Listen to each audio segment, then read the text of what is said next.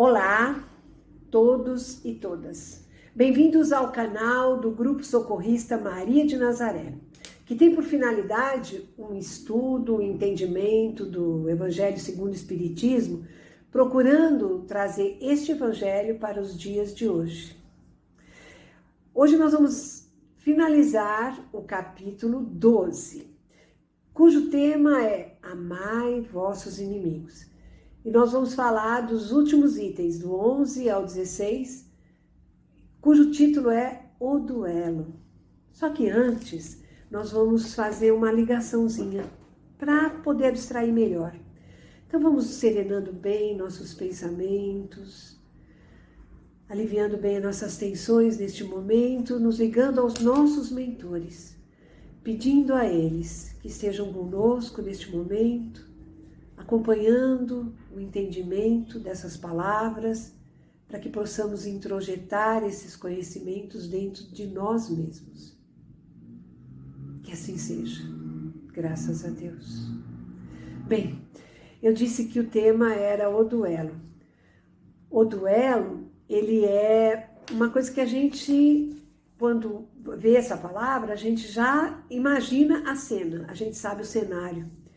Porque a gente já viu isso em filmes, em livros, mas remonta ao século XVIII, não é dos dias atuais. E realmente ele existiu em muita quantidade no século XVIII, principalmente na França, que era justamente a época e o lugar onde estava Kardec, o codificador da nossa doutrina. Por isso que esse tema está colocado no Evangelho, com a participação de Santo Agostinho, de espíritos protetores. E o duelo, a gente vai tentar colocá-lo nos dias de hoje. O duelo que a gente conhece é onde existem no mínimo duas personagens, e esse duelo, ele tinha uma plateia, tinha juízes, e eles aconteciam por coisas assim, defesa de honra, injúria, calúnia, vários motivos, e estava acima da lei dos homens.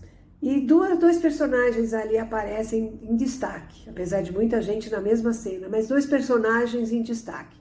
Um, que é o assassino, que é o que vai tirar a vida do seu opositor, e o outro, um suicida em potencial, porque a partir do momento que ele se enfrenta em duelo, ele sabe que ele está colocando a sua vida em risco.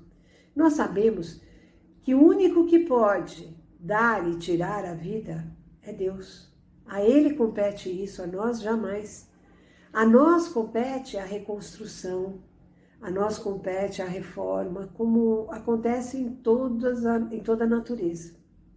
Mas bem, esse duelo de antigamente deixou de existir da maneira como era feito, mas ele continua persistindo em nosso dia a dia. Nós duelamos no trânsito, quando não aceitamos que alguém nos ultrapasse ou nos faça algum traje. Nós duelamos com opiniões, ou duelamos em opiniões divergentes. Duelamos com os nossos pensamentos negativos, quando a gente emite pensamento negativo para uma outra pessoa. Nós duelamos quando vemos uma notícia grotesca e tomamos um lado, um partido. Enfim, nós temos duelos constantes. Só que, ao invés da gente projetar esse duelo para o próximo, para o outro, a gente tem o verdadeiro duelo que deve acontecer é contra nós mesmos, contra os nossos inimigos interiores, contra os nossos vícios, nossos defeitos, contra as más inclinações, os maus impulsos. Esse é o duelo que a gente deve praticar como verdadeiros cristãos. Esse é o duelo que Jesus nos ensinou. Ele sempre projetou o ensinamento de perdão, até o seu último momento. Jesus ensinou este perdão. E a gente deve se perguntar, se questionar nesses momentos de crise que temos, nesse momento que a gente age como um duelista, a gente deve se perguntar: o que Jesus faria se estivesse no meu lugar? A resposta vem automaticamente. E aí a gente, como que eu posso agir como Jesus agia? Combatendo meus defeitos morais, combatendo o orgulho, combatendo a vaidade, combatendo meu egoísmo, tudo aquilo que projeta para aquelas frases, jargões que a gente usa, né? Tomou, levou, toma lá, dá cá, eu não levo desaforo para casa, eu pago com a mesma moeda, isso não tem mais sentido. Como que a gente combate isso?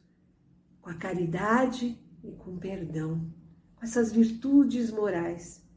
Eu sendo caridoso, eu perdoando, consigo parar de duelar. Eu não tenho porquê, não faz mais sentido o duelo.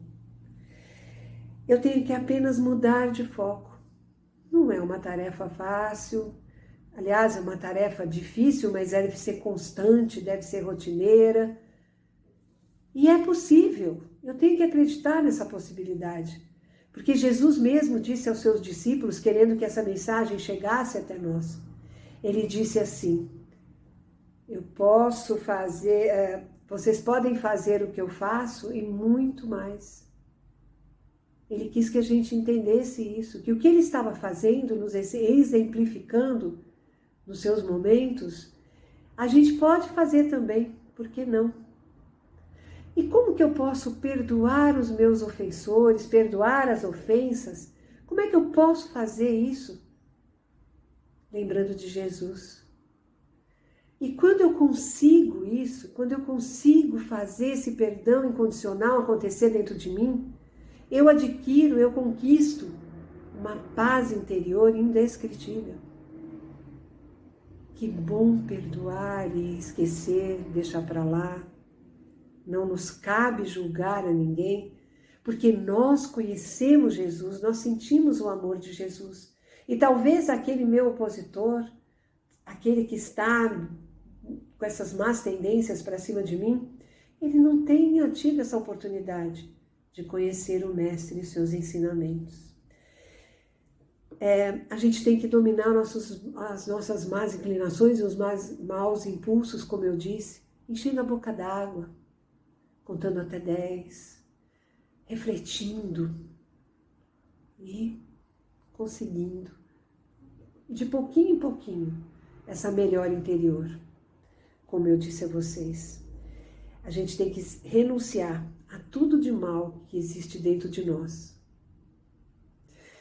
E aí eu vou lembrar de aliás, vou colocar aqui 2 frases. Uma frase de Casimiro da Cunha. Casimiro da Cunha é um escritor espírita, psicografada por Chico Xavier. E ele diz o seguinte, meu amigo, se desejas paz crescente e guerra pouca, ajuda sem reclamar e aprende a calar a boca. E a outra é de Tertuliano, no século II depois de Cristo, que diz o seguinte, se queres ser feliz por um instante, vinga-te. Se queres ser feliz para sempre, perdoa. E assim, meus amigos, vamos encerrar o teor da nossa mensagem de hoje dizendo o seguinte, refletindo sobre isso. Os nossos defeitos morais devem ser substituídos pela caridade e pelo perdão, assim como Jesus ensinou. Esse é o único caminho que vai nos levar, vai nos possibilitar a chegar até a mensagem deste capítulo de hoje, que é amai ao vosso inimigo. E assim eu encerro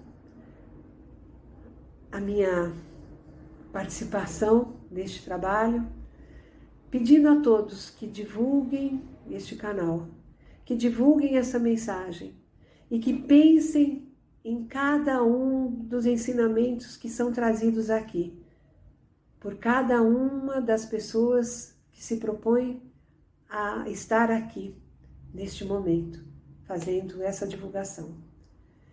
Eu desejo a todos paz, desejo a todos que o perdão seja uma norma constante a cada um de vocês. Desejo a paz, o perdão e o amor de Cristo. estejam com Ele. Até uma próxima oportunidade. Que assim seja.